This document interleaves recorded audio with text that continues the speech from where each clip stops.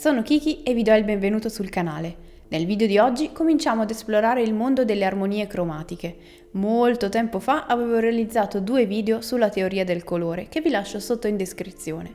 In quell'occasione vi spiegavo bene il funzionamento della ruota dei colori e i motivi principali per cui è uno strumento utilissimo, anche per noi che dipingiamo miniature.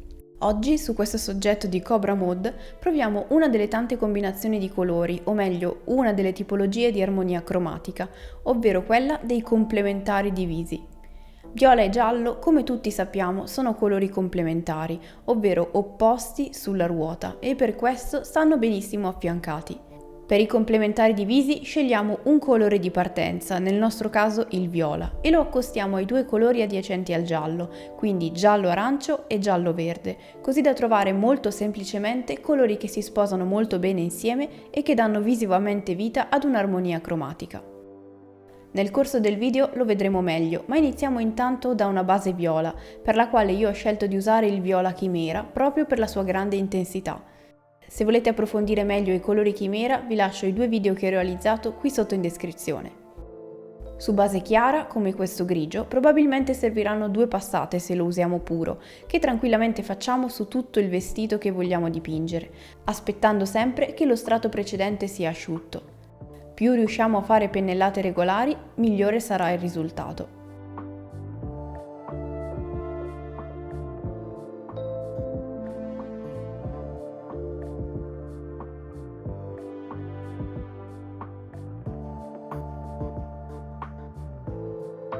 Lasciamo questo colore nelle ombre e nei recessi e creiamo una tonalità appena più chiara unendo del bianco, con la quale tiriamo fuori i volumi del vestito.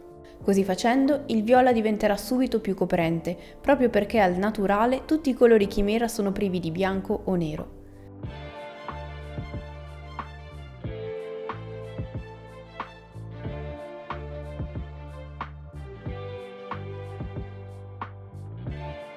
Come abbiamo già visto in altri video, ci aiutiamo poi con un tono intermedio tra i 2 appena usati o ne usiamo uno dei 2 con la consistenza della velatura, per ammorbidire le linee di stacco. Il senso del video non è questo, visto che le sfumature le abbiamo già viste in passato, e neanche il passaggio che faremo fra poco del tutto decorativo, ma avendo a che fare con una superficie così grande, è bene dedicarci qualche minuto in più per evitare che sia banale o monocromatica.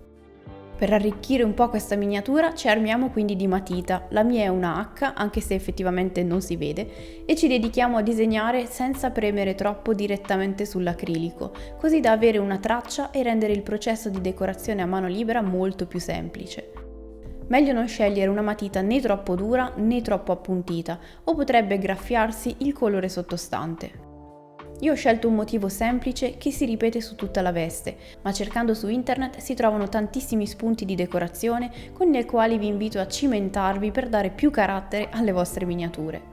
Una volta fatto tutto il disegno, dobbiamo scegliere un pennello adatto, dalla punta sottile, come lo 0 di Rubloff o lo 00 di Green Stuff World, il quale però ha setole molto lunghe e non semplicissime da gestire all'inizio.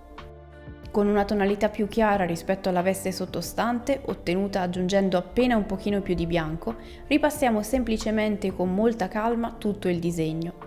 Sempre meglio ripulire la punta dall'eccesso sul pollice prima di applicarlo direttamente alla miniatura e magari fare un po' di prove con il pennello su un foglio di carta. In caso dovessimo sbavare, abbiamo sempre a disposizione i colori precedenti, quindi non c'è nessun problema. Con il disegno a mano libera, così come con questo, dovremmo ovviamente cercare di seguire le pieghe e le inclinazioni del tessuto per rendere l'effetto verosimile. Proprio per questo andiamo con un colore appena più chiaro a ripassare con attenzione dei punti del disegno che si trovano nelle zone più voluminose del tessuto.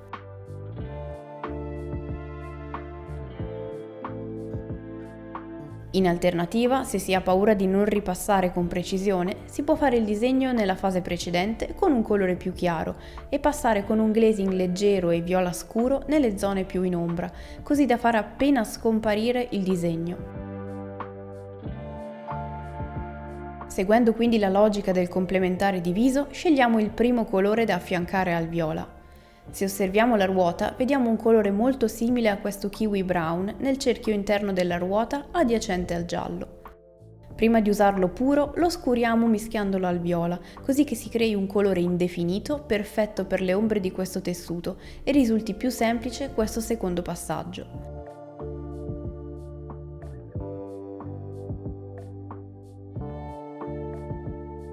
Prendiamo quindi il kiwi brown puro e lo usiamo per enfatizzare le pieghe voluminose per poi sfumare gli stacchi. Una volta scelto lo spicchio della ruota come indicazione della tonalità da usare, in questo caso giallo-arancio, possiamo liberamente scegliere un gradino più o meno saturo di quello spicchio, al quale è stato quindi aggiunto bianco o nero.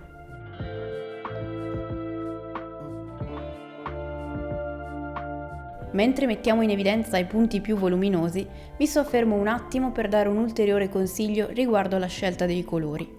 Se scegliamo di accostare come oggi diversi spicchi della ruota che individuano la tonalità scelta, dobbiamo ricordarci che bilanciare un colore molto carico con uno molto meno saturo è necessario per avere risultati piacevoli alla vista ed equilibrati, scongiurando il rischio di accozzaglia di colori che otterremo abbinando solo i colori puri senza le giuste accortezze.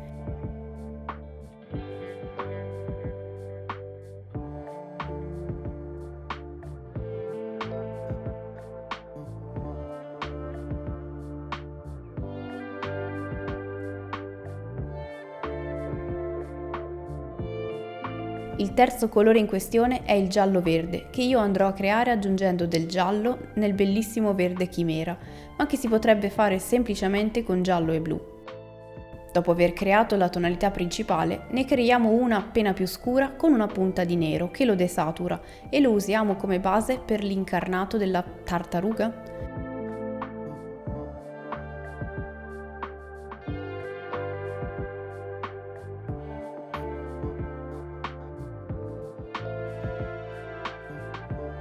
Una volta creato uno strato omogeneo, andiamo a illuminare tutte le parti alte e voluminose dei bozzi e dei volumi del viso, lasciando però da parte la zona più alta, nella quale possiamo simulare l'ombra della falda del cappello. Creiamo dei volumi morbidi ai quali aggiungiamo sempre più luce con un terzo colore più chiaro, ottenuto aggiungendo questa volta bianco anziché nero al colore principale. Non dobbiamo avere paura di usare colori molto in contrasto fra loro, tra chiaro e scuro, perché proprio quel contrasto è la chiave per suggerire a chi guarda i volumi che compongono il modello.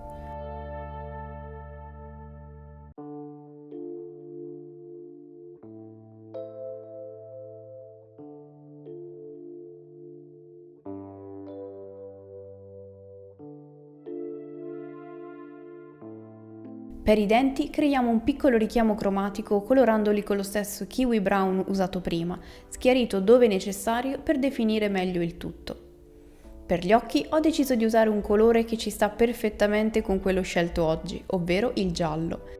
Usandolo per un elemento non troppo grande come gli occhi, che richiederanno sicuramente più passate per essere fatti, andiamo a concludere quella triade di colori che si trovano di fronte al viola, inserendo ognuno dei tre in misura diversa e con un'intensità diversa. Ho poi preso spunto dagli occhi delle tartarughe per questa strana forma e li ho integrati meglio nel contesto, con luci e ombre che tenessero però in considerazione l'ombra del cappello. Gli strumenti che vi consiglio e di cui vi lascio il link qui sotto, ovvero ruote dei colori e libro, sono quelli che più vi consiglio per approfondire meglio la teoria del colore, che spesso sembra essere un argomento complesso, ma che anche per modelli semplici ci dà una grossa mano nella scelta dei colori da usare. Con un rapido cambio di scena lo vedrete più o meno completato in altri elementi presenti sulla miniatura, come il cappello e il bastone, per i quali ho scelto colori neutri.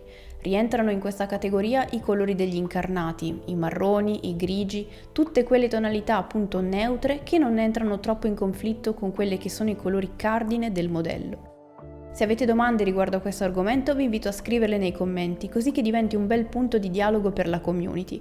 Io spero che questo video vi sia stato utile e se è stato così fatemelo capire con un like e iscrivendovi al canale se ancora non l'avete fatto. Io vi ringrazio di aver visto il video fino alla fine, vi do appuntamento al prossimo e fino ad allora siate creativi!